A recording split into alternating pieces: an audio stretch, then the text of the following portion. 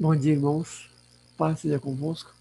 Vamos continuar nossos estudos aqui em 2 Coríntios, agora no capítulo 10, avançando um pouco mais. Capítulo 10. Nesse capítulo, Paulo muda de novo de assunto. Começa, de certa forma, a falar o que ele já tinha falado antes, de outras maneiras, que é defender o seu ministério contra os detratores, né, contra seus críticos, e afirmar algumas coisas com relação à verdadeira instância da nossa batalha espiritual.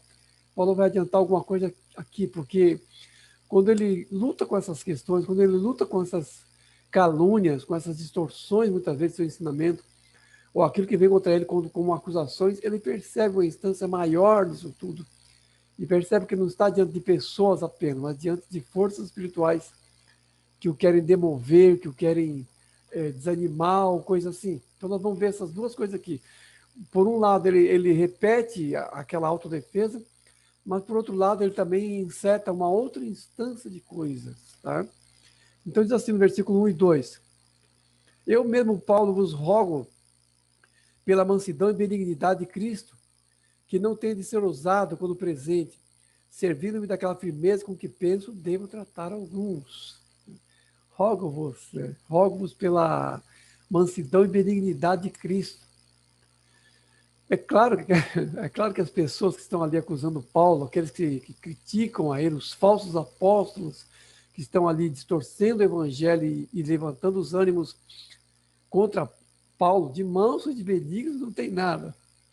Mas Paulo apela a isso, apela à benignidade e mansidão de Cristo, evoca isso, porque ele sabe que, de certa forma, para se levantar contra aquilo que é contrário ao evangelho, ele não pode falar nos termos daquelas coisas, ou seja, ele tem que ser manso e tem que ser benigno. Ele evoca a benignidade e a mansidão de Cristo como um padrão oposto a tudo aquilo que vem contra ele, em forma de acusações, em forma de rixas, em forma de decisão.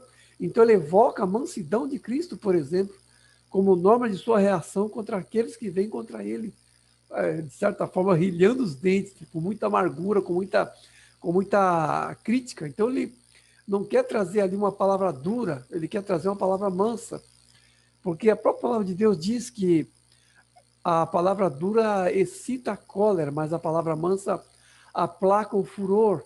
E é nesse padrão que Paulo quer tratar, principalmente nesse padrão que ele quer tratar com as pessoas. E também na questão da benignidade, ele quer ser misericordioso, ele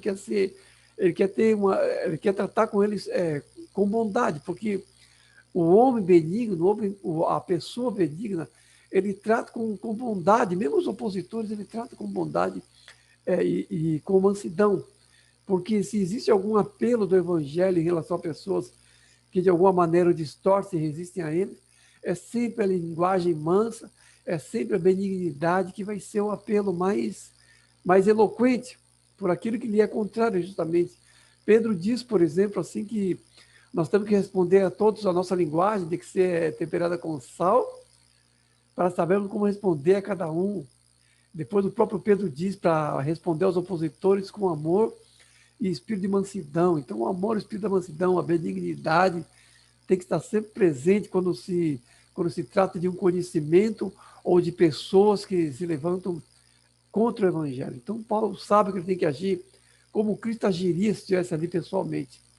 Ele evoca, então, essas características que são próprias do Senhor Jesus, a benignidade e a mansidão como padrão maior e superior para tratar com os seus opositores, com aqueles que resistem a ele. Mas, mesmo assim, ele diz, não quero ser ousado quando presente. Ele sabe também que a ousadia ou um trato mais severo é algo que, em último caso, deve ser disponível, deve ser disparado de alguma maneira.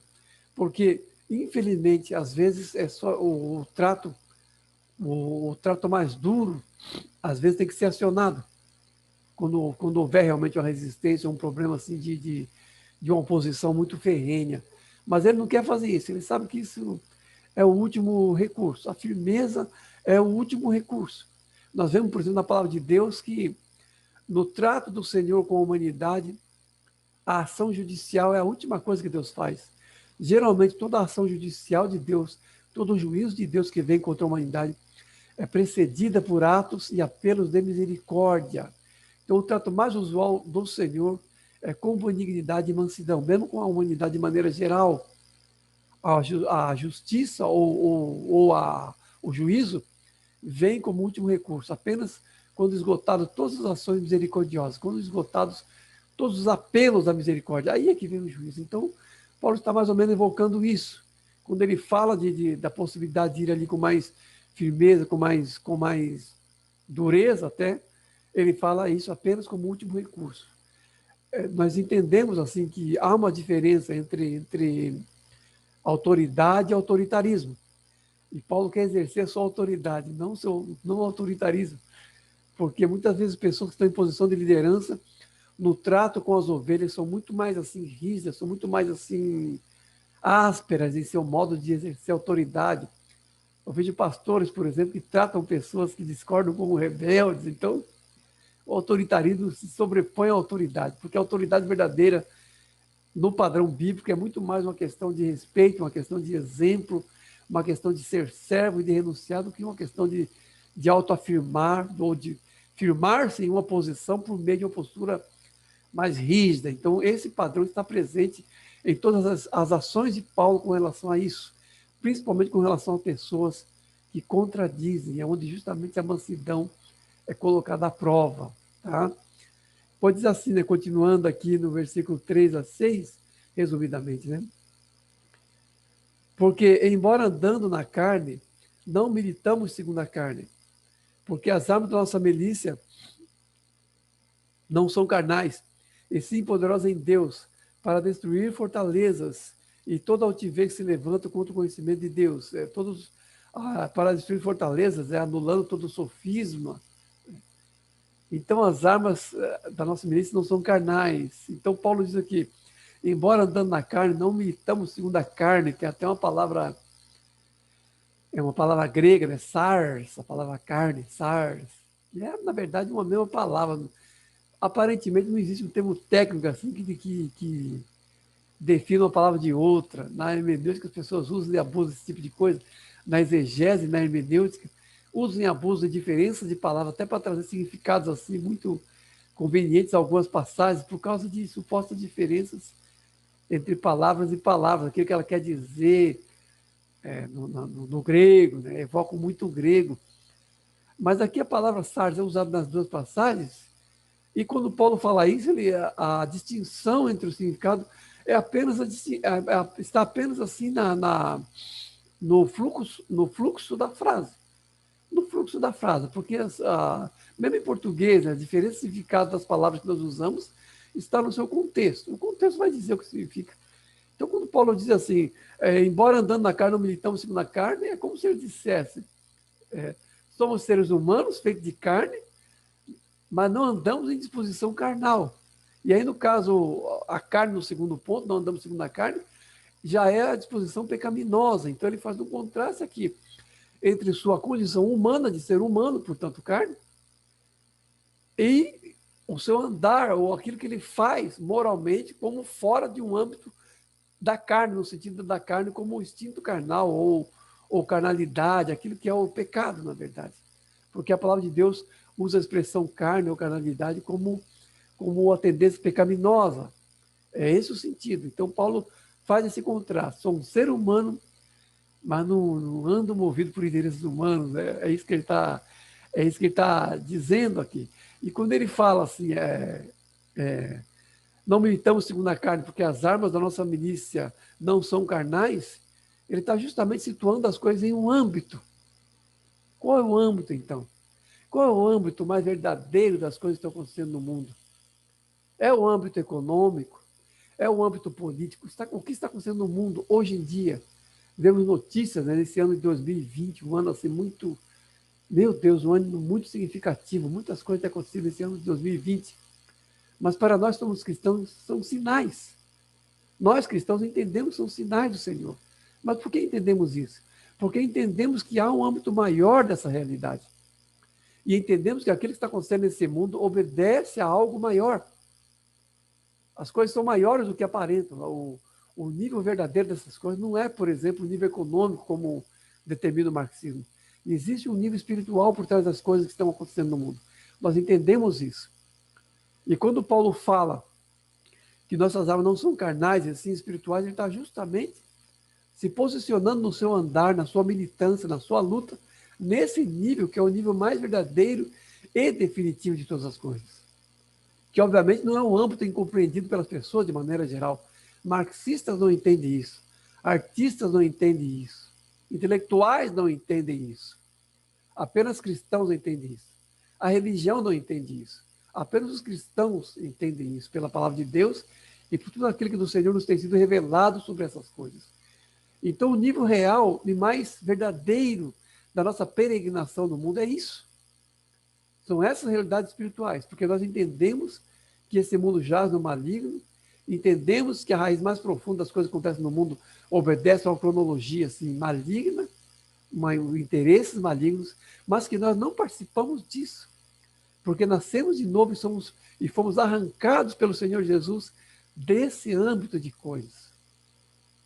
Então, nesse mundo somos peregrinos, porque o modo como esse mundo anda, o modo como esse mundo é cooptado pelo seu príncipe, nos faz inevitavelmente peregrinos aqui. Porque a nossa peregrinação tem a ver com as coisas eternas, com as coisas que não se veem, com as coisas que vão permanecer depois que tudo isso se passar na segunda vinda de Cristo. Então, a nossa peregrinação não se dá no transitório, mas no que é eterno. Então, Paulo evoca toda essa gama de valores, toda essa gama de percepções da realidade, percepções em Deus, percepções do Espírito, para situar aí sim a verdadeira matriz de suas ações nesse âmbito de sua identidade espiritual no Senhor. Não andamos segundo a carne, porque não temos nada permanente nesse mundo e não temos nada de verdadeiro na carne. A carne é apenas a nossa morada provisória. Ela pode ser útil apenas se for habitada pelo Espírito de Deus, em um processo de regeneração no Senhor Jesus. Mas nela mesmo não temos nada. Nós entendemos que o verdadeiro âmbito da nossa batalha nesse mundo é a batalha espiritual. Passa pelo material, mas tem a sua raiz verdadeira no espiritual. Entendemos que quando o Senhor Jesus veio ao mundo, quando ele morreu na cruz para nos salvar, ele fundou a sua igreja e nos comissionou para continuarmos a sua obra. Essa é a expressão da grande comissão. Essa é a raiz mais profunda da grande comissão.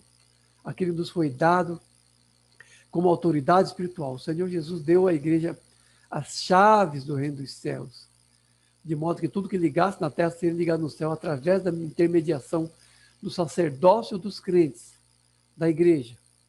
Os sacerdotes da igreja, o reino de sacerdotes, que é a identidade espiritual da igreja, tem as chaves por meio do qual exerce o sacerdócio com o comissionamento do Senhor. Essas chaves e essa autoridade é o composto geral de tudo aquilo que não apenas nos comissiona, não apenas nos envia, mas principalmente do que nos define em nossa cidadania espiritual nesse mundo perante o Senhor.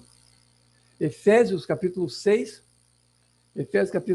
versículo 10, né, Paulo começa a dizer assim: quanto ao mais sede fortalecido o Senhor na força do poder, revestido de toda a armadura de Deus, para ficar de cima firmes contra os lados do diabo, porque a nossa luta não é contra carne e sangue, sim contra os principados e potestades, com os dominadores desse mundo tenebroso, contra as forças espirituais do mal das regiões celestes.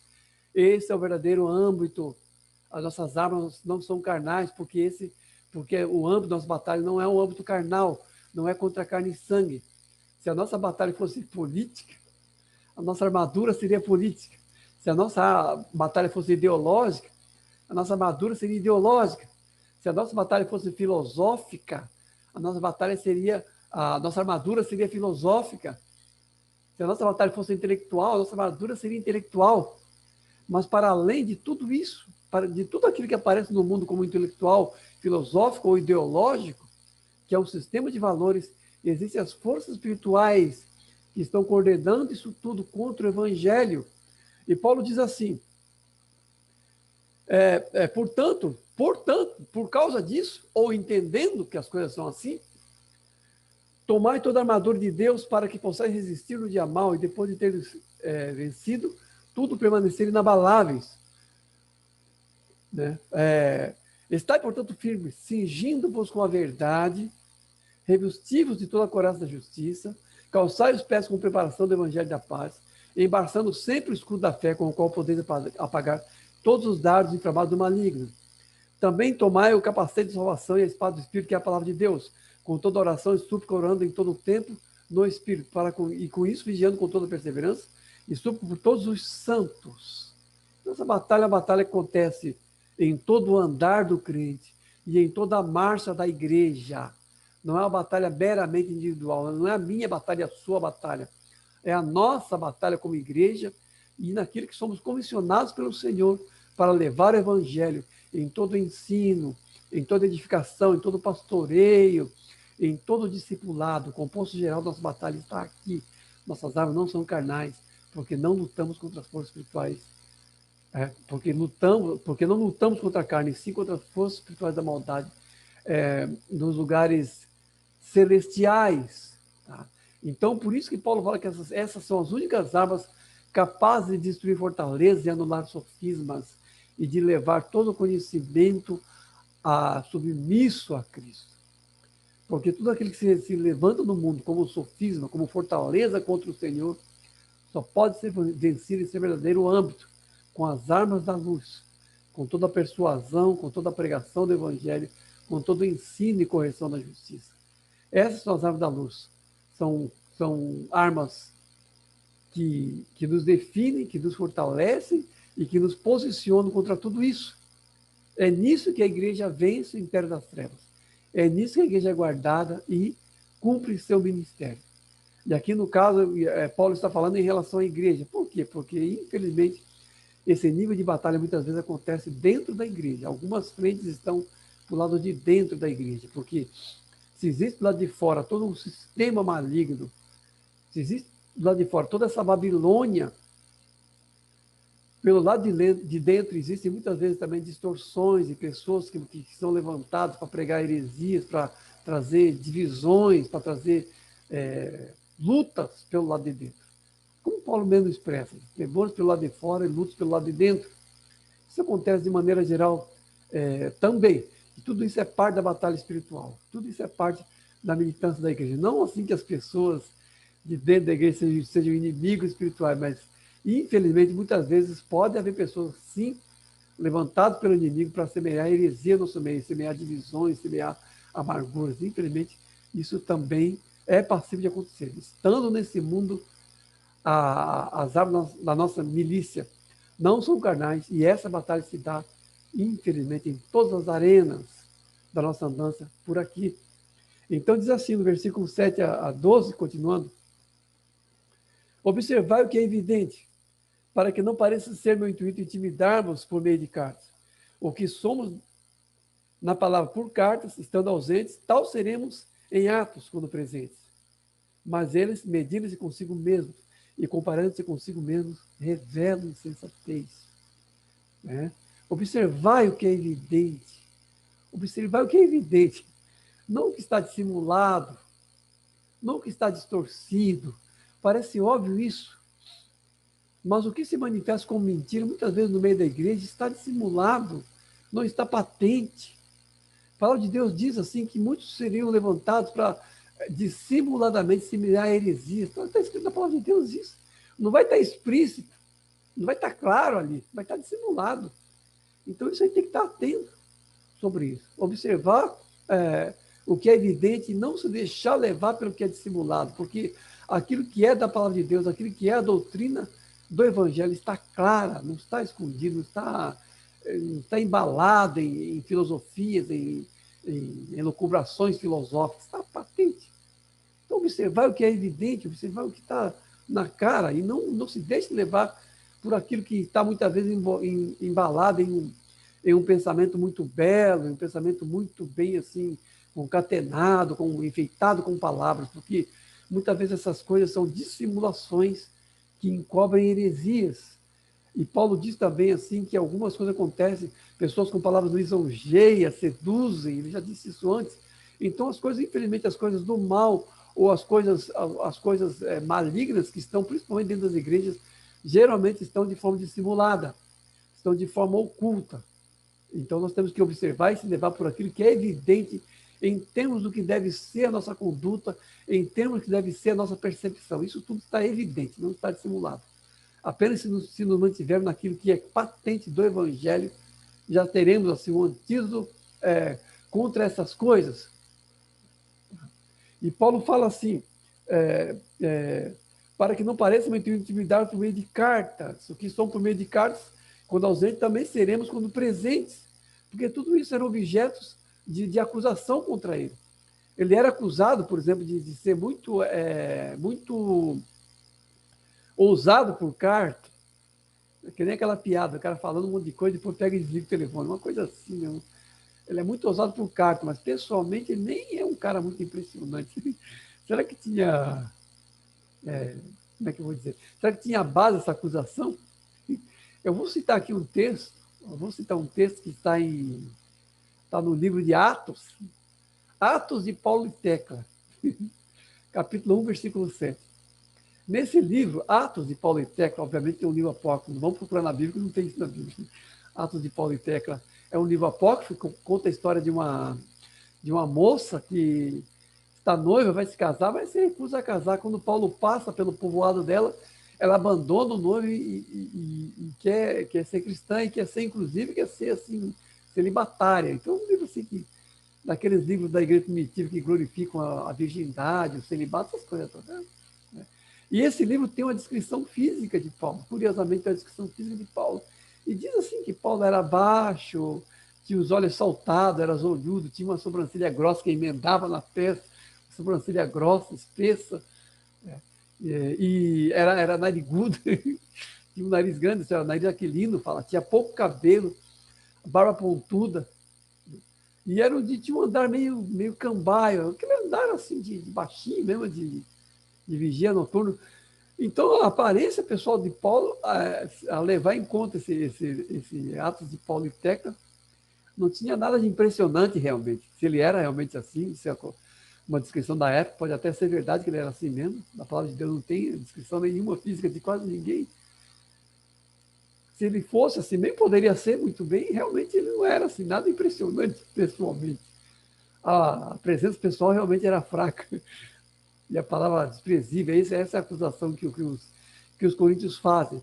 Mas o que havia assim, do caráter de Paulo, o que havia assim, da firmeza de Paulo perante o Evangelho, obviamente se sobrepunha a qualquer coisa aparente. O fato é que os coríntios eles eram muito influenciados assim, por um pensamento grego, tinha muito aquele ideal grego. Nós vemos, por exemplo, assim, nas artes, nas esculturas gregas, um primor muito grande, uma valorização muito grande assim, do corpo, das formas do corpo. É muito patente isso aí, esse apego do grego ao intelecto. Isso aí, inclusive, foi o que acarretou assim, o surgimento da filosofia na Grécia, claramente, provavelmente veio dessa característica marcante, né? Vou dizer assim, esse humanismo latente no caráter do povo grego, diria isso até, humanismo latente. Então, os coríntios eram muito influenciados por isso, e parte dos pensamentos e doutrinas que surgiram ali eram interpolações assim, de filosofia grega e de ideais gregos, e Paulo assim não se coadunava com aquilo, tanto em relação ao fato dele não se basear na sabedoria humana, quanto no fato assim dele não ser nada impressionante, talvez até isso, claro que é só especulação, mas talvez até isso. E essa medida, é claro que é uma medida humanista, uma medida humana, que inclusive em nossos dias foi retomada. Foi retomada. Essa medida humana é o que mede as coisas atualmente. Mas Paulo está se levantando contra isso porque vê nisso assim um padrão de medição humana que nada tem a ver com o evangelho. Porque o homem não é a medida de todas as coisas. O Protágoras disse isso, um filósofo pré-socrático chamado Protágoras disse isso, que o homem é a medida de todas as coisas. O homem não é a medida de todas as coisas porque o homem se acha no pecado. Então, o profeta Jeremias, inclusive, enfatizando isso, fala da enganosidade do coração e fala que não é do homem que anda dirigir seus passos. O profeta Jeremias, em contraste a isso, já disse isso antes. Mas Paulo nos critica porque diz que essas pessoas, medindo-se consigo mesmo e comparando-se consigo mesmo, revelam insensatez, justamente por não levar em conta, não levar em conta que a medida humana não é a medida de todas as coisas, e que é insensato o homem andar sobre a base de seus próprios ideais ou daquilo que no pensamento humano é trazido como norma para si mesmo, para a humanidade. Então, Paulo enfatiza isso. Jesus diz para os fariseus que aquilo que é elevado perante os homens é abominação diante de Deus. Então, toda a filosofia humana, toda a altivez humana é abominação diante de Deus. Eleva justamente o pecado, eleva justamente o que há de pior no homem. Isso é a pior insensatez que pode haver. Medir-se consigo mesmo. A palavra de Deus nos exorta várias vezes assim, a não sermos sábios a nossos próprios olhos. O profeta Isaías diz assim: ai do homem assim que é sábio aos seus próprios olhos, que faz da carne o seu apoio, cujo coração não é devoto ao Senhor. Ai daqueles que são sábios em seus próprios olhos, são sábios em seu próprio juízo, são sábios diante de si mesmo e prudentes em seu próprio juízo. O profeta Isaías fala isso também. Em tudo que as escrituras falam justamente no sentido assim, de dizer que o homem não pode se medir consigo mesmo e que isso é insensatez. Aquele que ouve minhas palavras e não a pratica é que nem aquela pessoa que constrói sua casa sobre a areia. O que Jesus está falando? Está falando justamente daquilo que é a areia da filosofia humana em contraste com a rocha, que é ele mesmo, e aquilo que ele nos diz. Então, é uma medida infracionada pelo orgulho, uma medida assim que aparenta ter alguma validade, mas é simplesmente infracionada pelo orgulho humano. E Paulo, obviamente, joga isso em rosto deles, adverte-os quanto a isso. Depois, do versículo 13 a 18, diz assim: nós, porém, não nos gloriamos fora da medida, porque não é aprovado quem assim mesmo se louve, sim aquele a quem o Senhor louva. Nós não nos gloriamos fora da medida. Por quê? Porque tudo aquilo que é carnal, elitista, ou preconceituoso, é uma glória fora da medida. É uma glória numa medida errada, ou fora da medida. Porque a verdadeira medida não está presente em nada disso. Em nada que se manifesta como orgulho, como vaidade, como preconceito, ou coisa assim. Nada de bíblico, né? Nada de evangélico, da palavra de Deus se manifesta ou produz esse tipo de fruto. Se o ser humano realmente assim se medisse em sua real medida, jamais ele se colocaria orgulhoso perante o próximo. Se ele realmente entendesse qual é a sua real medida, qual é a sua real proporção, ele jamais se colocaria acima dos outros, jamais assim se orgulharia em relação a outras pessoas, porque para além de toda a questão de sexo, raça, questão econômica e tudo mais, os seres humanos, de maneira geral, partilham as mesmas possibilidades. Em sua essência, partilham as mesmas possibilidades, os mesmos defeitos diante de Deus. Não é nada. O ser humano tem uma medida só perante o Senhor. O ser humano não tem uma medida que é a medida dele mesmo, mas é a medida dos olhos de Deus, daquilo que Deus vê no ser humano, tanto como possibilidade quanto o pecado, porque o Senhor trata com tudo isso por meio do Evangelho. E isso, e apenas isso, é o que de fato nós somos, aquilo que é visto pelos olhos do Senhor e não pelos nossos próprios olhos. Isso falando assim, de maneira geral, porque Paulo sabe que as coisas que ele faz nenhum comissionamento que ele recebeu de Deus. Então ele não se mede por nenhuma medida diante dos homens, mas ele sabe que aquilo que ele recebe como responsabilidade e como graça diante de Deus. Essa é a medida final e derradeira de todas as coisas. É a medida que vai nos julgar, é a medida que vai condenar todo esse sistema, no fim das contas. A medida de Deus e o olhar de Deus sobre todas as coisas.